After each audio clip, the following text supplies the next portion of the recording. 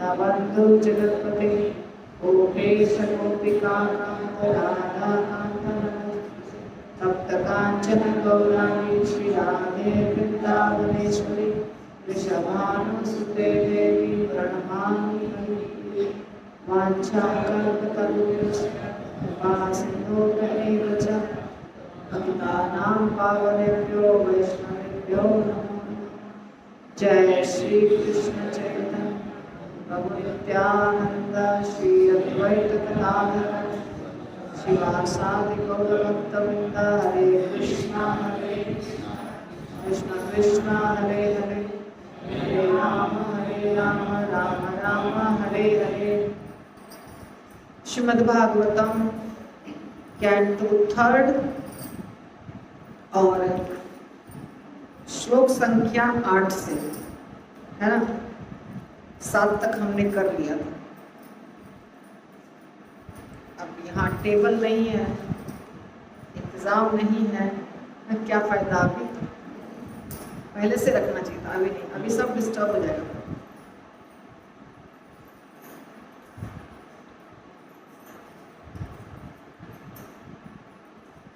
सांख्यायनः पारमहंस्य मुख्य विवक्षमाणः भगवतः विभूति जगाद सह अस्मत् गुरवे अन्विताय पराशराय अथ बृहस्पते च।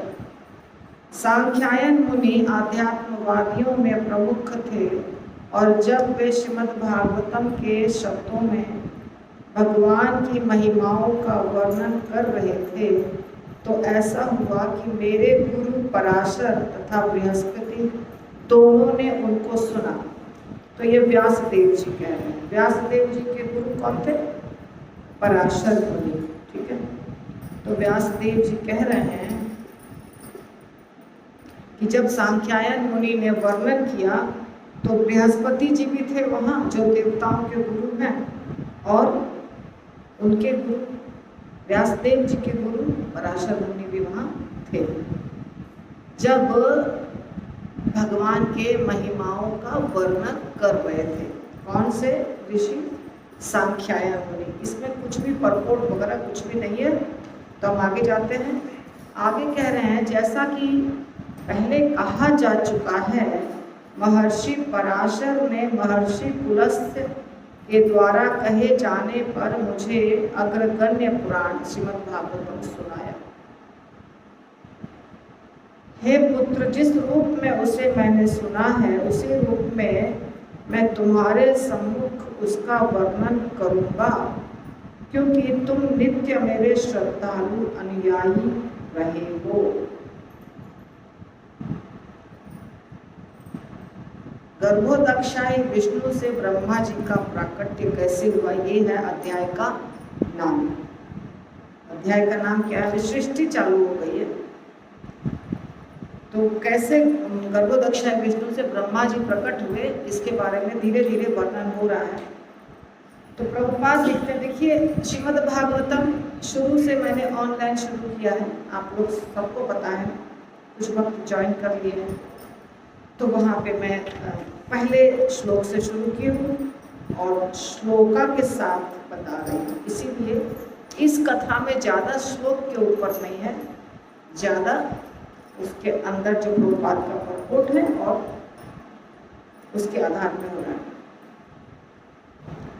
पुलस्त्य नामक महर्षि सारे असुरों के पिता हैं। प्रभुपाद लिख रहे हैं इसमें, पुलस्त्य नामक ऋषि सारे असुरों के पिता हैं और एक बार पराशर ने यज्ञ करना प्रारंभ किया जिसमें सारे असुरों को जलाकर नष्ट किया जाना था, क्योंकि इन असुरों में से किसी एक ने उनके पिता का वध करके उसे निगल लिया था। ये पराशर मुनि के पिता की बात हो रही है। पराशर मुनि के पिता को किसी असुर ने निगल लिया, तो पराशर मुनि ने ऐसा यज्ञ किया कि सारे असुर उसमें जल के भस्म हो जाएंगे। यज्ञ में होता था पहले मंत्रों में इतनी शक्ति होती थी, अभी भी है लेकिन लोगों में शक्ति नहीं है कि किसी के नाम पे मंत्र करेंगे तो वो जल जाएगा, खत्म हो जाएगा, मृत्यु हो जाएगी उसकी, ये सब होता था। तो महर्षि वशिष्ठ मुनि यज्ञ में पधारे और पराशर से अनुरोध किया कि इस घातक कार्य को बंद कर दे। इस लोगों को मारने वाला जो यज्ञ कर रहे हैं उसको बंद कर दो, ऐसा बोला पराशर मुनि को। किसने? वशिष्ठ मुनि ने। वशिष्ठ मुनि कौन थे? रामचंद्र जी के गुरु, है ना। तो पराशर उनके अनुरोध को टाल नहीं सके, क्योंकि मुनि समुदाय में वशिष्ठ की बहुत अच्छी प्रतिष्ठा है। जब पराशर ने यज्ञ रोक दिया तो असुरों के पिता पुलस्त्य ने उनके ब्राह्मण स्वभाव की प्रशंसा की और आशीर्वाद दिया। कि ब्राह्मण का क्या स्वभाव होता है? ज्यादा रजोगुण में ब्राह्मण नहीं रहते, सतोगुण में। अगर कोई आगे उन्हें परेशान किया, असुर वगैरह, तो उसके साथ वो युद्ध नहीं करते हैं, वो छोड़ देते हैं। ये ब्राह्मण का स्वभाव है। क्षत्रिय का स्वभाव है क्या? जैसे ही किसी ने थोड़ा कुछ किया वो तुरंत जवाब देंगे, लड़ेंगे उनसे, युद्ध करेंगे, मार काट देंगे एक दूसरे को। ये किसका स्वभाव है? क्षत्रिय का। ब्राह्मण का क्या स्वभाव है? यदि कोई ज्यादा झगड़ा वगड़ा करने के लिए आया तो ब्राह्मण चुपचाप वहां से हट जाता है।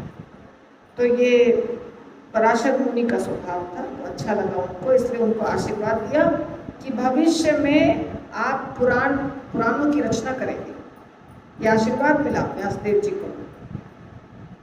महान वक्ता बनेंगे और मतलब वेदों के पूरे ग्रंथ है पुराण, तो वो आप वक्ता बनेंगे। तो पराशर के कार्य की पुलस्त्य ने प्रशंसा की, क्योंकि पराशर मुनि क्या किए? क्षमादान, अपने ब्राह्मण के गुण को प्रकट किए। तो इस प्रकार पराशर यज्ञ में सारे असुरों को नष्ट करने में समर्थ थे, किंतु उन्होंने विचार किया कि असुरों का निर्माण ही इसीलिए हुआ है। असुर क्या है? असुर का स्वभाव है लोगों को परेशान करना, मार डालना, काट डालना, उसको खा जाना।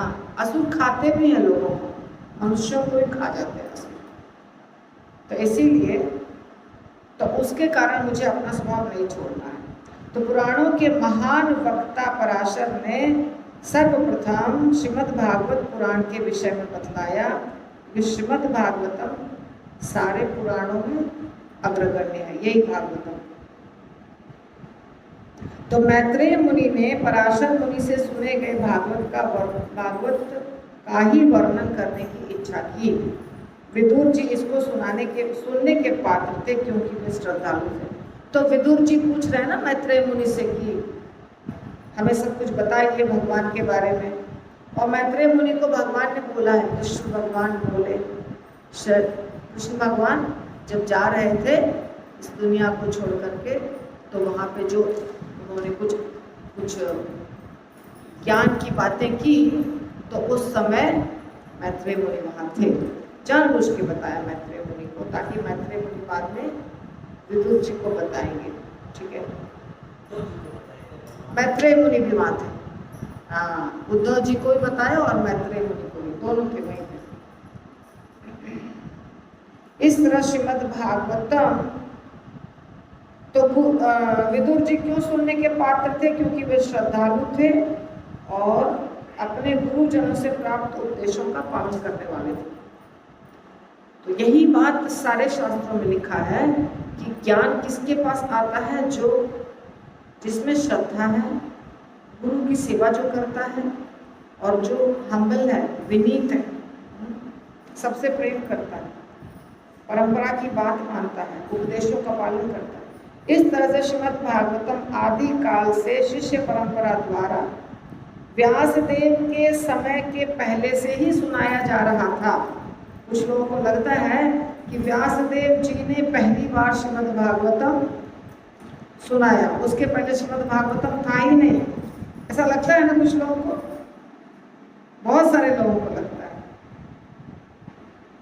और कुछ लोगों को ये भी लगता है कि श्रीमद् भागवतम अभी तुरंत लिखा गया 1000 साल पहले, ऐसा बोलते हैं लोग। पर श्रीमद् भागवतम ऐसा ग्रंथ नहीं है। श्रीमद् भागवतम अनादिकाल से सुनाया जा रहा है। तथाकथित इतिहासवेत्ता पुराणों के केवल कुछ 100 वर्ष प्राचीन बताते हैं, किंतु वास्तविकता तो यह है कि पुराण अनादिकाल से संसारी लोगों तथा चिंतनशील दार्शनिकों की समस्त ऐतिहासिक गणनाओं से बहुत पहले से विद्यमान है। जैसा कि मैं कई बार बता चुकी हूँ कि श्रीमद् भागवतम क्या है। श्रीमद् भागवतम भगवान के बारे में वर्णन है, भक्तों के बारे में वर्णन है। तो भगवान और भक्त तो अभी तो पैदा नहीं हुए हैं 5000 साल पहले।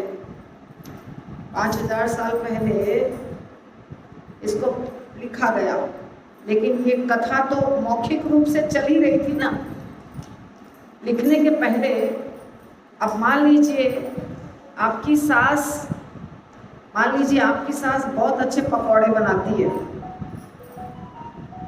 तो आप कहेंगे कि सास को कि जैसे जैसे बनाते हैं वैसे वैसे बोलिए, मैं इसको लिख देती हूँ ताकि मेरे आगे जो आएंगे वो पढ़ के आपके पकौड़े के रेसिपी को सीखेंगे, क्योंकि सास की मृत्यु हो जाएगी ना अभी थोड़े समय में।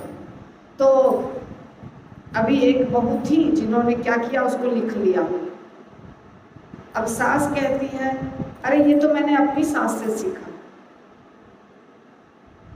है ना, सच है कि नहीं। तो वो सास अपनी सास से सीखी, वो अपनी सास या मम्मी से सीखी, तो ये तो बहुत जमाने से आ रहा था, लेकिन लिखा कब गया?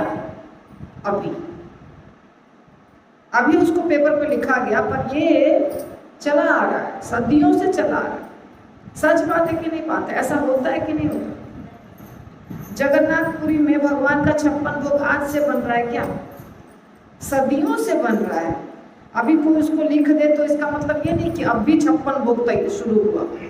वैसे ही भगवान की लीलाएं अनंत काल से चल रही हैं, लेकिन पहले क्या हो रहा था, मुख से एक दूसरे को ट्रांसफर हो रहा था।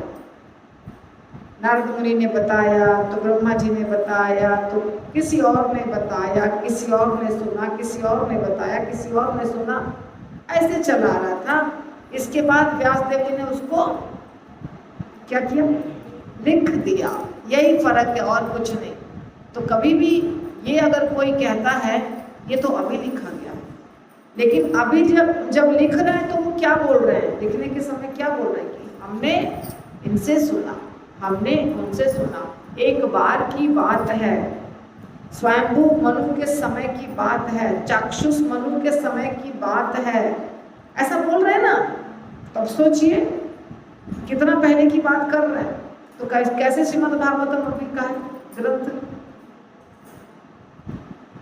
तो भागवतम का कोई उसका कोई डेट नहीं है कि अभी का है। हाँ ठीक है, पेपर के ऊपर अभी का हो सकता है। तो उस समय जब तीनों जगत जल में निमग्न थे, तो गर्भोदक्षाई विष्णु महान सर्प अनंत की शैया पर अकेले लेटे थे। महाविष्णु किस पर लेटते हैं? उनका बेड क्या है? शेषनाग जी, है ना। महाविष्णु का बेड है शेषनाग जी। तो अपनी शैया पर लेटे थे अकेले।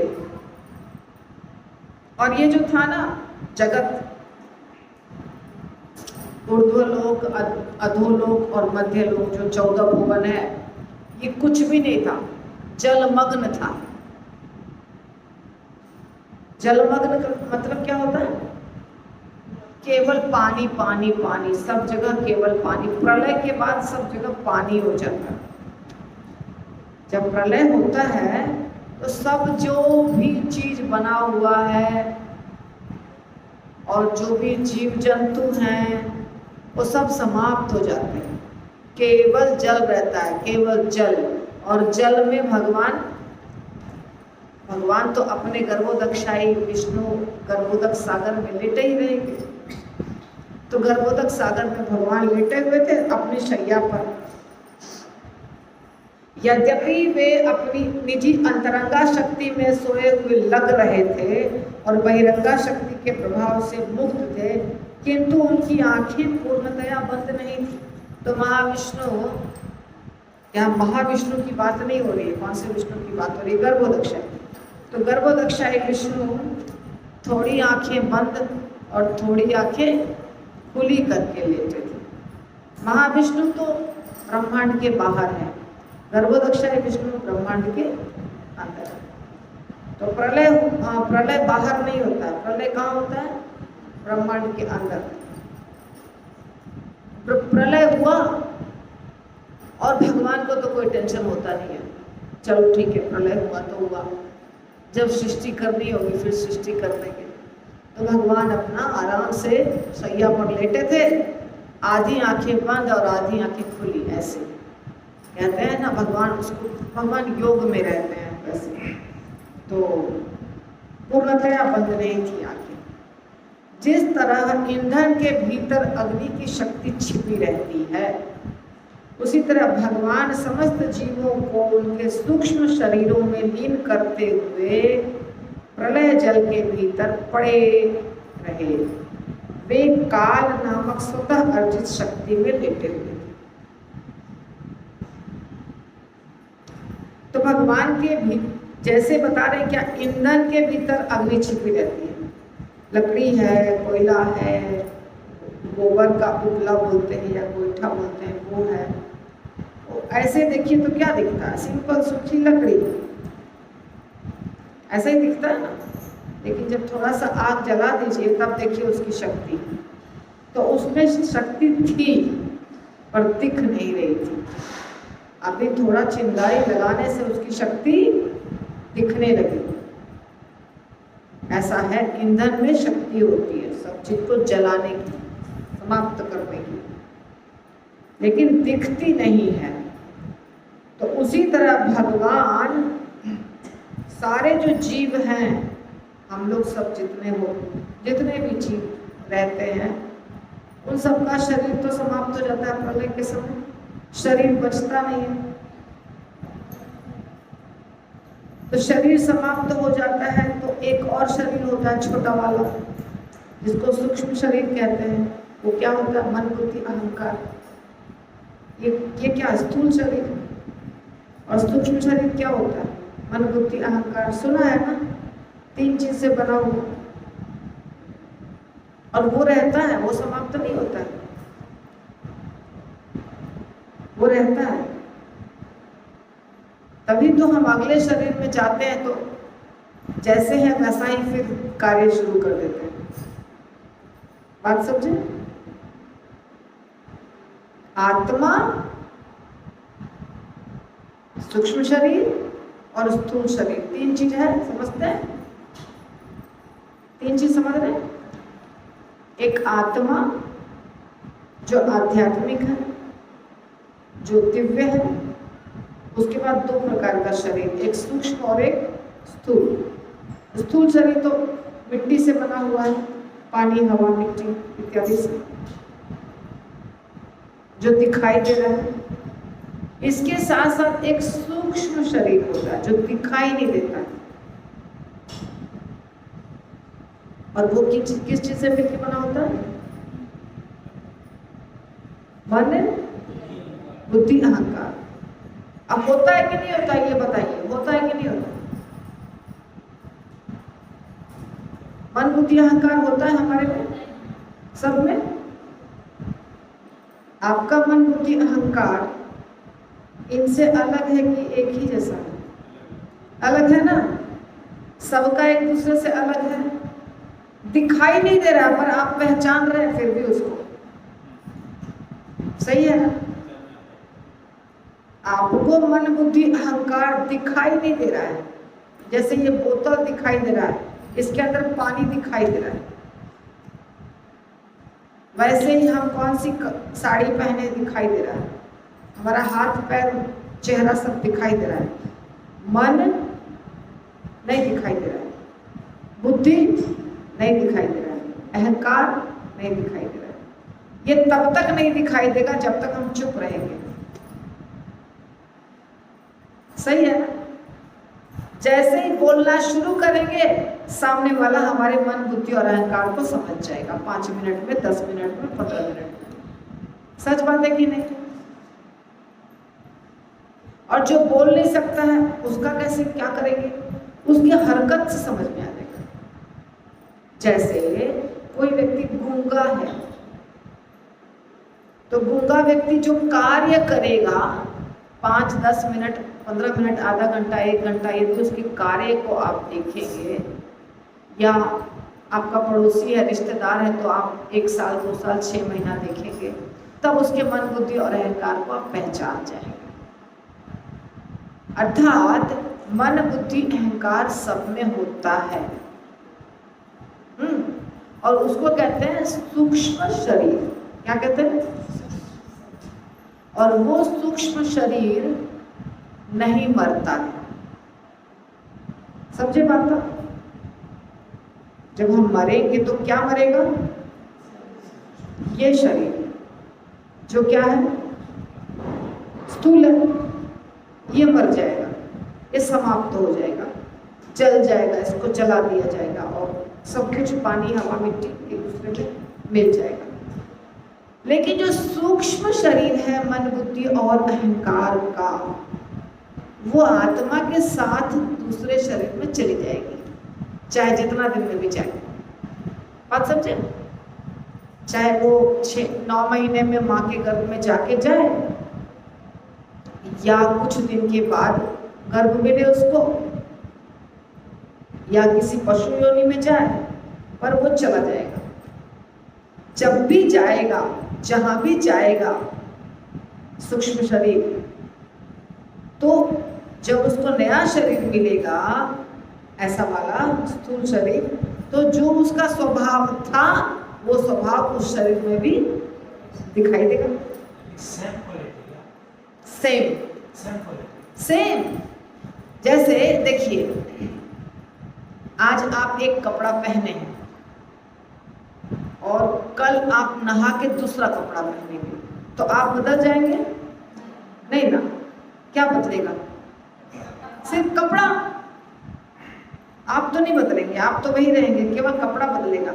आज लाल रंग का कुर्ता पहना, कल पीला रंग का कुर्ता पहनेंगे, परसों सफेद रंग का कुर्ता पहनेंगे, पर आप तो वही हैं, आपका स्वभाव वही है, आपका विचार वही है, आपके कार्य भी वही हैं। ये है कि नहीं? है ना? इसी प्रकार जब हम ये स्थूल शरीर बदलते हैं तो हमारा स्वभाव नहीं बदलता है, हमारा सूक्ष्म शरीर नहीं बदलता है, वो वैसा ही उस शरीर में जाता है, जिसके कारण जो आज हम कर रहे थे वही हम फिर करेंगे अगले शरीर में, किसी भी योनि में जाए। देखिए, योनि कैसे बदलेगा हमारा? यदि हमने ऐसे कार्य किए हैं कि हम कुछ भोगना है, हमने बहुत पाप किए हैं, तो हमको कीड़े मकोड़े पशु का शरीर मिल रहा है, तो वो शरीर में तो हमारा बुद्धि, मन, अहंकार इतना विकसित नहीं रहता है, ठीक है ना? अगर मनुष्य का शरीर मिलता है तो मन, बुद्धि, अहंकार जितना विकसित आज था उतना ही विकसित उस समय रहेगा, वैसा ही डिट्टो। क्या चीज चेंज होगा? केवल आप ये भूल गए कि मैं किसका पुत्र हूं, मेरा बच्चा कौन है, मेरी माँ कौन है, मेरा घर कौन था, मेरी जमीन कौन थी, मेरा गांव कौन था, ये सब आप भूल जाइएगा। लेकिन अगर आपको दान करने की आदत थी वो रहेगी, अगर आपको किसी के साथ लड़ने की आदत थी वो रहेगी, यदि आपको पढ़ने की आदत थी वो पढ़ने की भी आदत रहेगी, यदि आपको भजन करने की आदत थी तो भजन करने की आदत रहेगी, यदि आपको बहुत खाने की आदत थी तो वो भी रहेगी, वो सब सेम रहेगी दूसरे शरीर में। ईर्ष्या करने की आदत थी तो वो भी रहेगी। आपको अगर उस शरीर में, जैसे जिस शरीर में अभी हम हैं, इस शरीर में हम चाह रहे थे कि हमारे पास पैसा होता तो हम बहुत यात्रा करते, हमारे पास पैसा होता तो हम फ्लाइट में ट्रैवल करते, हमारे पास पैसा होता तो हम दान देते, हमारे पास पैसा हो तो अच्छे अच्छे कपड़े पहनते, ये सब इच्छा थी, पर पैसा नहीं हुआ। और अगले शरीर में आप अमीर घर में जन्म ले लिए, तो अभी जो इच्छा पूरी नहीं हुई वो क्या करेंगे? आप पूरी करेंगे। आप समझे? ये होता है। लेकिन आपको कुछ मालूम नहीं कि अभी हम ऐसा क्यों कर रहे हैं, ये आप भूल चुके हैं। पर चेतना में वो चीज है कि हमको ये करना है, हमको ये करना है, हमको ये करना है। हाँ, तो वो तो यही तो प्रॉब्लम है ना कि हम कहाँ जन्म लेंगे ये हमको पता नहीं है, हमको पता नहीं है। लेकिन हम जो अपने स्वभाव को जैसा बना के रख रहे हैं आज, तो मृत्यु के समय जो हमारी इच्छाएं अधूरी रह गई, वो इच्छा को जैसे ही अगला शरीर मिलेगा और अगला शरीर थोड़ा बड़ा होगा, मतलब 1 साल का, 1.5 साल का, 2 साल का, जैसे जैसे शरीर बड़ा होते जाएगा, जो जो इच्छा अधूरी रहेगी वो पूरी करना शुरू कर देगा बच्चा। और इसीलिए समझ में आता है कि ये बच्चा क्या करेगा भविष्य में। छोटे बच्चे को देख के समझ में आता है ये बड़ा होके क्या करेगा, क्योंकि उसकी हरकत छोटे में ही दिखने लगती है। चोर है, बदमाश है, डाकू है, खूंखार है, साधु है, महात्मा है, पढ़ने वाला है, नहीं पढ़ने वाला है, गाना गाने वाला है, बजाने वाला है, नृत्य करने वाला, ये सब प्रकट हो जाता है बच्चे में। क्यों? क्योंकि पिछले जन्म में वो जो कर रहा था वही इस जन्म में भी कर रहा है।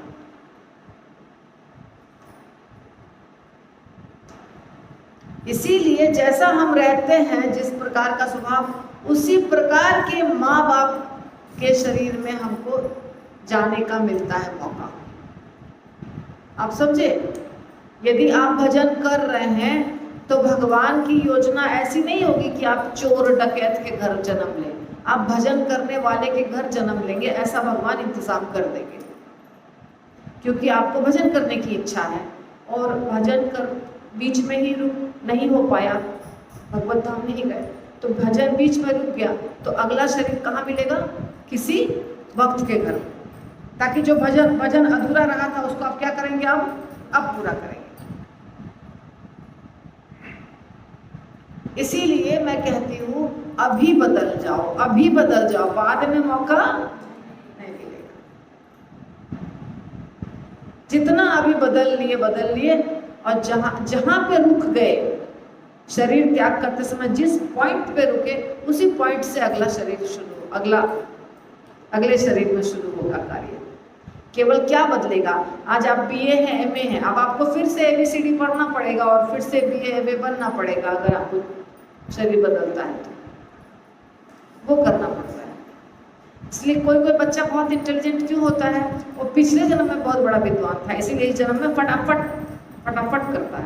और जो पिछले जन्म में एकदम अनपढ़ था, डल था, उसको पढ़ाते रहिए, वो जल्दी इंटेलिजेंट नहीं बनेगा। बात समझ में आई आप लोगों को? कुछ क्वेश्चन है क्या? प्रभु जी के दिमाग में कुछ क्वेश्चन चल रहा है?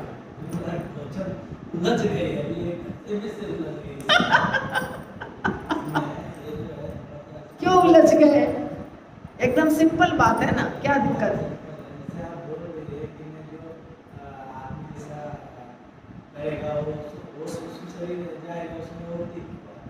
लेकिन ये तो जरूरी नहीं है कि उसको भविष्य में जन्म लिया मान लीजिए मनुष्य का जन्म नहीं लिया, फिर वो पढ़ेंगे हमारा जन्म लिया, किसी योगी में जन्म लिया, तो उसको उतना बुद्धि तो आएगा नहीं।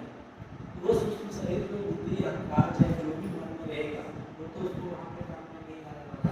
भरत महाराज जब महाराज थे, राजा थे ना, राजा थे, और वो सोचे कि हम घर त्याग दिया, जमीन जायदाद, संपत्ति, बाल बच्चा, परिवार, मुकुट, कपड़ा सब त्याग दिए और चले गए एकदम साधारण व्यक्ति बन करके जंगल में भजन करने। और किए भी भजन, लेकिन फिर क्या हो गया? हिरण से आसक्त हो गए, क्योंकि ये माया है, मोह है, उसमें आसक्ति हो गई। उसका जो हिरण का जो प्यार है उसमें आसक्त हो गए। और तब ऐसा आसक्त हो गए कि जिस समय मर रहे थे, मरने वाले थे, उस समय हिरण वहां नहीं था, हिरण नहीं था वहां पे। अब इनके शरीर त्यागने का समय आ गया और हिरण नहीं है, तो परेशान थे कि आया क्यों नहीं, हिरण आया क्यों नहीं, वो कैसा होगा, भूखा होगा बेचारा, ऐसा सोच रहे थे। तभी सामने हिरण आ गया तब ये शरीर त्याग दिए। अब उस समय इनका मन बुद्धि अहंकार यानी सूक्ष्म शरीर किस चेतना में था? हिरण के चेतना में, हिरण के बारे में सोच रहा था, इसलिए इनको कौन सा शरीर मिल गया? हिरण का। लेकिन जब हिरण का शरीर मिला तब गलती समझ में आ गई कि अरे मैंने तो बहुत बड़ी गलती कर दी। ये भगवान की कृपा थी, क्योंकि भजन किए थे बहुत ज़्यादा, तो भगवान की कृपा के कारण उनको याद था पिछला जन्म कि हमने इतना अच्छा कार्य किया, और ये सोच करके कि भगवत प्राप्ति करेंगे, हम घर द्वार राजपाट सब छोड़ के आए जंगल में और हिरण में आसक्ति हो गई, हिरण में फंस गए, तो अब नहीं फंसना है, ऐसा सोच लिया। हिरण के शरीर में सोचा अब नहीं फंसना है।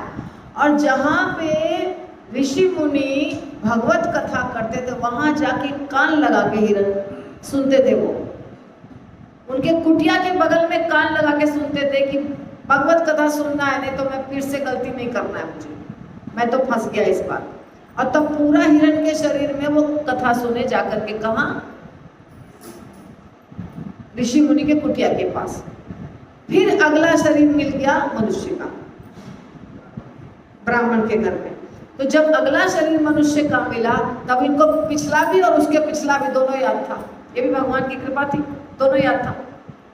तब सोचे ज्ञान तो बहुत था, सोचे कि मैं बहुत स्मार्ट बना तो फंस के हिरण बना, अब फिर कुछ करूंगा तो फिर कुछ हो जाएगा, तो अभी मुझे बताना ही नहीं है किसी को कि मैं हूं कौन। तो उन्होंने क्या किया कि एक डल बुद्धि, जिसको कुछ पता नहीं है वैसा बन के रहे, जड़, मतलब हमें कुछ आता नहीं है, हमें कुछ ज्ञान नहीं है, ऐसा दिखाते थे दुनिया को। और उनके पिता चाहते थे ये पढ़ लिख ले, पंडिताई करे, ब्राह्मण थे ना, तो पंडिताई करे, इनको थोड़ा दक्षिणा बक्षिणा मिले, घर चले, इसका अच्छे से शादी ब्याह कर ले। ये सोचे मुझे जंजाल में तो फंसना ही नहीं है, मुझे ये सब करना ही नहीं है, क्योंकि ये सब कर करके तो हम फंस के अभी इतना समय बर्बाद कर दिया, अभी मुझे क्या करना है? सिर्फ भगवान की प्राप्ति करनी है। पिताजी सिखाते सिखाते थक गए, ये सीखे नहीं, इनको तो सब आता था लेकिन इनको सीखना दिखाना नहीं था कि मुझे सब कुछ आता है। तब अंत में क्या हुआ कि पिता की मृत्यु हो गई, माता इनको जूठा खाना देती थी, जो किसी ने छोड़ दिया वो खाना दी, सौतेली माता थी, तो चलता है वो भी खा के रह लेंगे। खेत में जाते थे, खेत में अपना काम करते थे, थोड़ा बहुत जो भी है, कुछ भी रूखा सूखा मिला खा लेते थे। तब जब वो राजा आ रहे थे रहुगण, तो रहुगण राजा की जो पालकी थी, वो पालकी को एक कहार कमजोर था, बीमार पड़ गया, तो इसको लगा दिया कि चलो एक मोटा ताजा लड़का है, अच्छे से पालकी चलाएगा। जब पालकी चलाने लगे, मोटे थे और चींटी को देखते थे तो कूद जाते थे कि अरे पैर पड़ेगा तो चींटी मर जाएगी, तो कूद कूद के जब कर रहे थे तो पालकी हिलती थी। तो रहुगण राजा को क्रोध आया, कौन चला रहा है पालकी, ऐसा खराब तरीके से कौन चला रहा है पालकी। तो बाकी जो कहार थे वो बोले क्या, एक नया लड़का आया है वही ऐसे कूद रहा है। बाहर निकले तो बोलते अरे वाह कितना कमजोर है, इसके शरीर में तो शक्ति नहीं है बिल्कुल। चिढ़ा करके बोला, जानबूझ के व्यंग किया।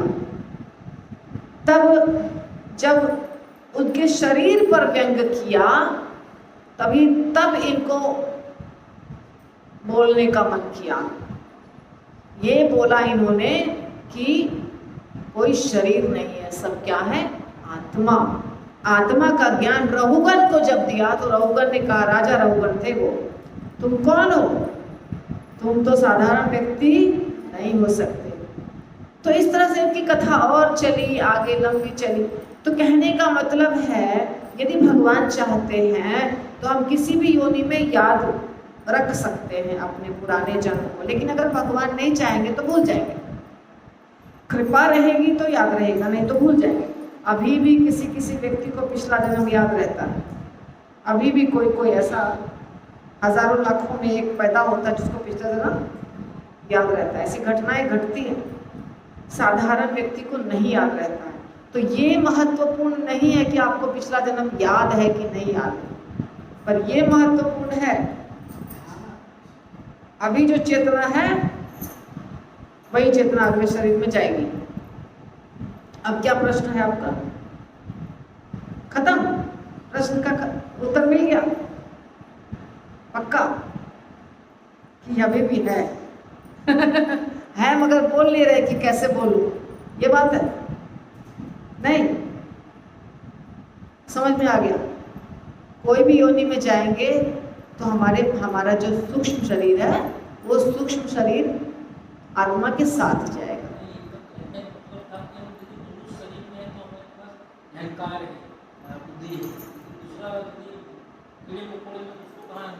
कैसे नहीं अहंकार है? अभी आप मुझे बताइए, आपने कुत्तों को लड़ते नहीं देखा है? लड़ाई कर रहा है अगर दो कुत्ता भौंक रहा है तो उसके अंदर रजोगुण है, तभी तो भौंक रहा है। क्रोध नहीं आ रहा है कुत्ते को? कुत्ता जब काटता है तो क्रोध के कारण काटता है ना। सांप को आपने देखा है बिना कारण डसते हुए? अगर सांप के पूंछ पे आपका पैर पड़ गया तो पलट के काटेगा, पलट के, भले आपका गलती से पैर पड़ा हो, क्योंकि वो सांप जो है वो ईर्ष्यालु प्राणी है। पर गैया जो है वो क्या है? सतोगुणी प्राणी है, सतोगुणी। तो उनमें भी मन बुद्धि अहंकार है, दबा हुआ है, दबा हुआ। भगवद गीता में श्लोक है इसके, धूमेन आव्रियते वह्नि यथा उर्वेन गर्भस्थं तथा। ये एक श्लोक है जो मैं कभी अच्छे से बता दूंगी। तो चेतना ढकी हुई है, उसका अर्थ ऐसा है कि अलग अलग प्रकार की चेतना होती है सबकी। जैसे कि माँ के गर्भ में एक बच्चा रहता है तो कैसा रहता है? एक थैले के अंदर बंद रहता है, वो पैर हाथ नहीं हिला सकता है ना? वैसे ही पेड़ होते हैं। पेड़ कैसे होते हैं? उनकी चेतना ऐसी है कि वो मिट्टी में बस खड़े हैं तो खड़े हैं, वो उनको काट भी दीजिएगा तो वो चल के अपनी रक्षा नहीं कर सकते। चेतना उनकी ढकी हुई है। एक प्राणी है जो पशु वगैरह, उनकी चेतना उनसे बेटर है, वो अपनी रक्षा करने की थोड़ी कोशिश कर सकते हैं, फिर भी उतनी बुद्धि नहीं है कि अगर इस बकरे को काट रहा है तो कल मुझे काटेगा, इतनी बुद्धि नहीं है।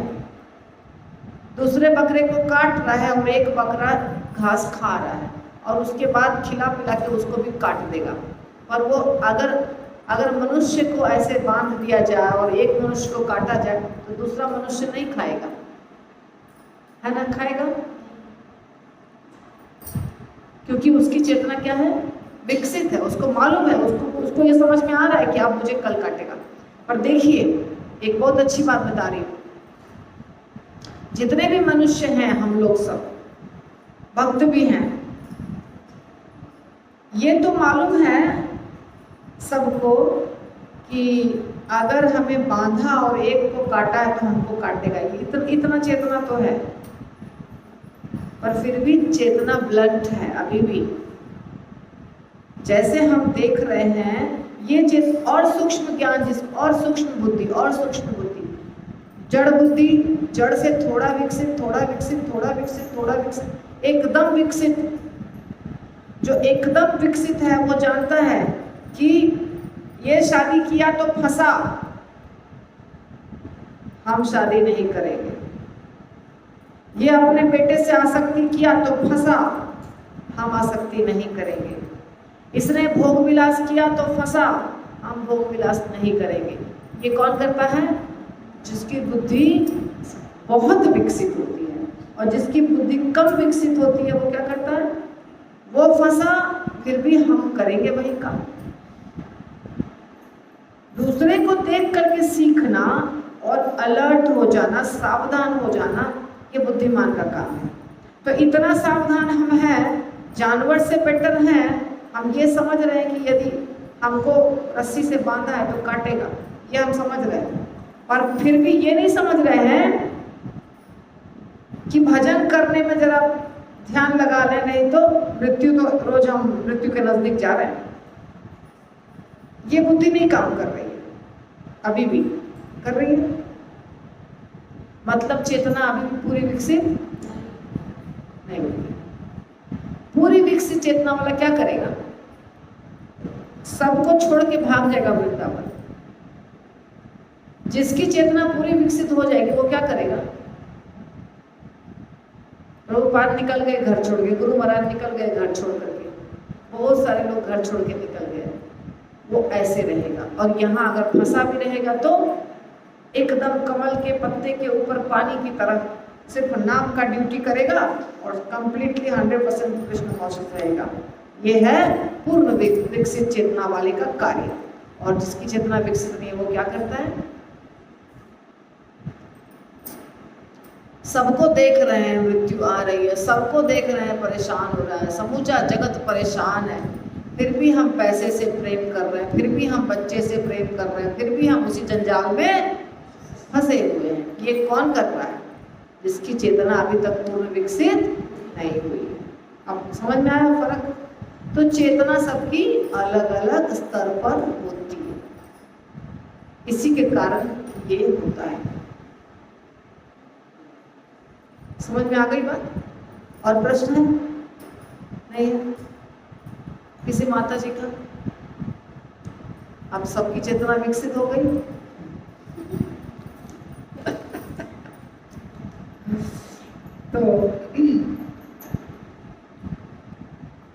तो जब तीनों लोग प्रलय के जल में निमग्न हो गए तो तीनों लोगों के जीव काल नामक शक्ति के द्वारा अपने सूक्ष्म शरीरों में पड़े रहे। ठीक है, तो भगवान क्या करते हैं?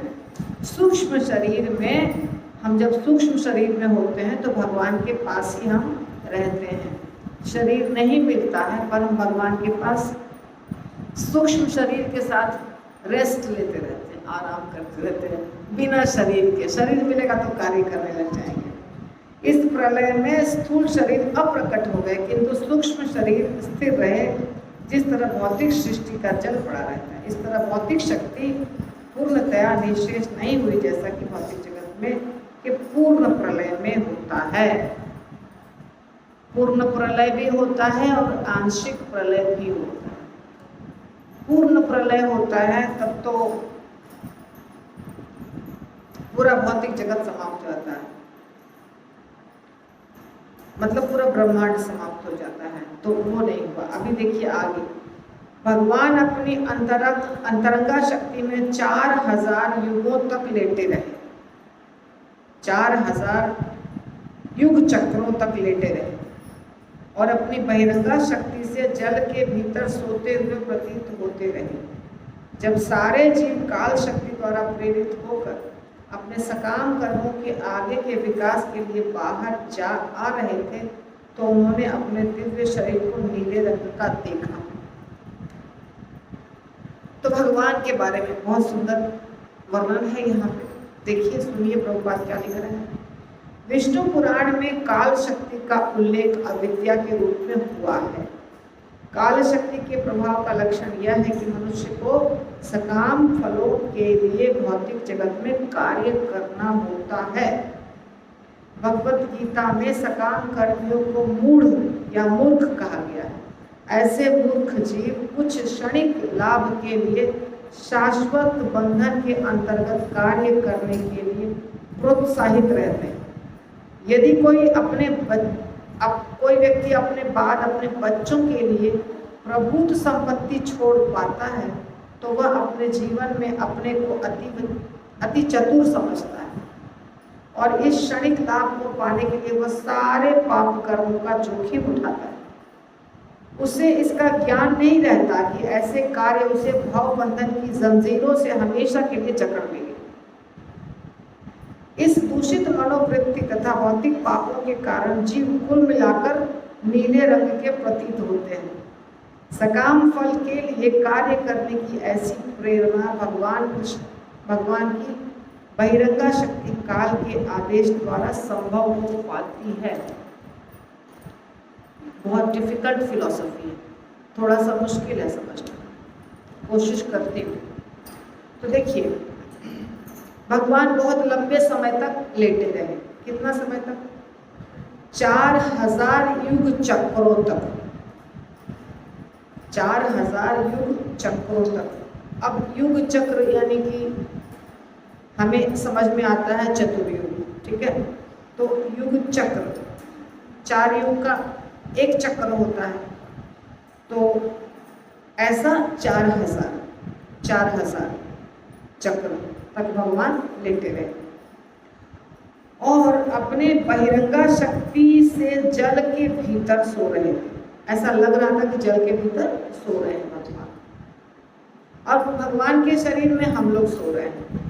हम लोग सब क्या करते हैं, जब हम समाप्त तो ये आंशिक प्रलय, पूर्ण प्रलय कुछ होता है, तो भगवान के शरीर में जाके हम रेस्ट करते हैं। कैसे, कहाँ, ये सब हमें नहीं पता, पर वहीं पे। और जब फिर से सृष्टि होती है तो भगवान हमको फिर से ब्रह्मा जी के पास दे देते हैं और हमें फिर से शरीर मिल जाता है, ठीक है? तो जब अब क्या हुआ, जब सारे जीव काल शक्ति द्वारा प्रेरित होकर, काल शक्ति एक शक्ति है, काल चक्र आप जानते हैं, काल यानी भगवान का ही एक रूप है। तो काल शक्ति के द्वारा अब आगे निकलेंगे, मतलब जन्म होगा अब जीवों का। अभी जीव प्रलय के कारण कहाँ है? भगवान के शरीर के अंदर। अब जन्म होगा, तो जब वो निकल रहे थे जीव, जन्म लेने वाले थे, तो भगवान ने क्या देखा कि उनका शरीर नीला है, नीले रंग का है।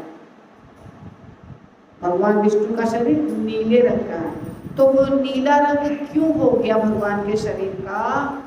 क्योंकि उसका कारण यहाँ लिखा है, बड़ा अच्छे से लिखा है कारण, कि जीव जो होते हैं वो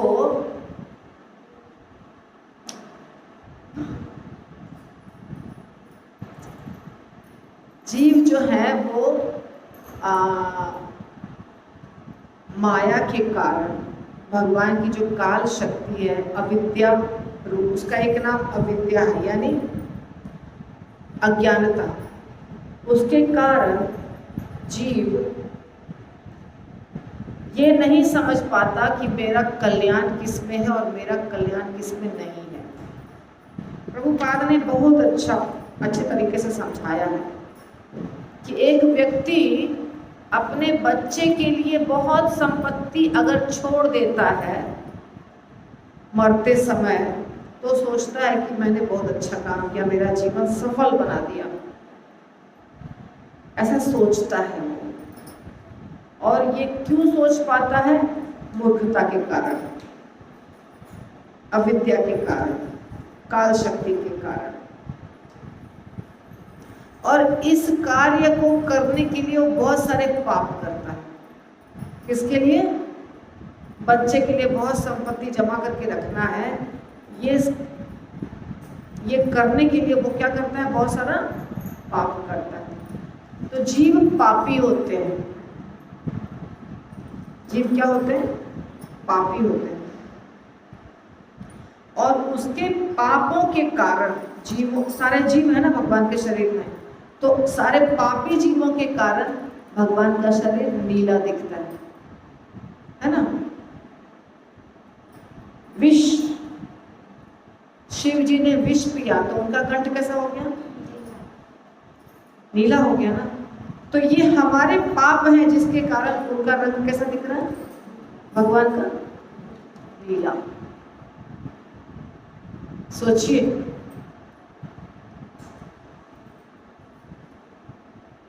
ऐसा इस सकाम कर्म के कारण। देखिए, आपको अगर विश्वास नहीं हो रहा, मैं फिर से सुनाती हूँ। विष्णु पुराण में काल शक्ति को अविद्या कहा गया है, ठीक है? काल शक्ति का ये लक्षण, काल शक्ति का प्रभाव होता है लोगों के ऊपर ऐसा कि मनुष्य सकाम कर्म करना चाहता है, यानी कि ये कार्य करेंगे तो पैसा आएगा, ये कार्य करेंगे तो जमीन खरीदेंगे, ये कार्य करेंगे तो सुख मिलेगा। इसको कहते हैं पुत्र होगा, धन होगा, घर होगा, जमीन होगी। इसलिए वो क्या करता है? सकाम कर्म करता है। किसके कारण? काल शक्ति के कारण। ऐसे मूर्ख जीव, हाँ, भगवत गीता में सकाम कर्मियों को मूर्ख कहा गया, मूढ़ा, मूढ़ा और मूर्ख कहा गया है। ऐसे मूर्ख जीव कुछ समय के लिए, थोड़ा सा क्षणिक लाभ के लिए जन्म भर का बंधन प्राप्त कर लेते हैं, हमेशा के लिए, शाश्वत काल के लिए बंध जाते हैं, बद्ध जीवात्मा बन जाते हैं और बहुत उत्साहित होकर कार्य करते हैं। वैसा सकाम कार्य करते हैं बहुत उत्साहित होकर के, उनके अंदर बहुत एनर्जी आती है कि हमको ये कार्य करना है, बहुत ज़्यादा एनर्जी आती है, उत्साह बहुत रहता है धन कमाने के लिए।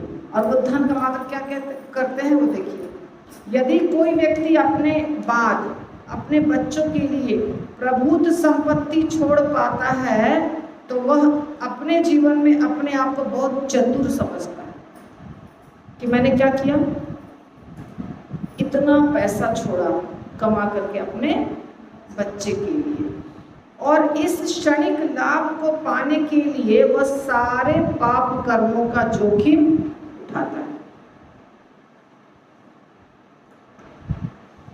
हाँ, उसे इसका ज्ञान नहीं रहता कि ऐसे कार्य उसे हमेशा के लिए भव बंधन के जंजीरों में जकड़ लेंगे, यानी कि इस दुनिया में हम क्या हो जाएंगे, फंसे रहेंगे, ये नहीं सोचता है। तो ऐसे दूषित मनोवृत्ति और भौतिक पापों के कारण जीव कुल मिलाकर नीले रंग का हो जाता है। अब ये जीव नीले थे जिसके चलते भगवान नीले दिख रहे हैं, बहुत सारे जीव भगवान के शरीर में थे, इसीलिए जीव किस रंग का हो गया, नीले रंग का, क्योंकि उसके अंदर ऐसे पाप करने की प्रवृत्ति है, पाप कर रहा है, सोच रहा है, कर रहा है, बंधन फंसा हुआ है। और सकाम फल के लिए कार्य करने की ऐसी प्रेरणा कहाँ से आती है, भगवान की बहिरंगा शक्ति काल के द्वारा आती है।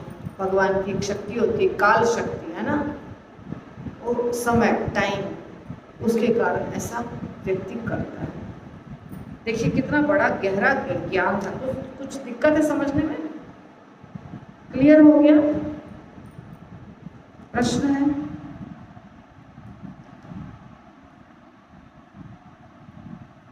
नहीं है प्रश्न? Very good. तो मैं अभी आप लोगों से एक अलग टॉपिक पे बात करने वाली हूँ, थोड़ा सा समय आपको देना पड़ेगा।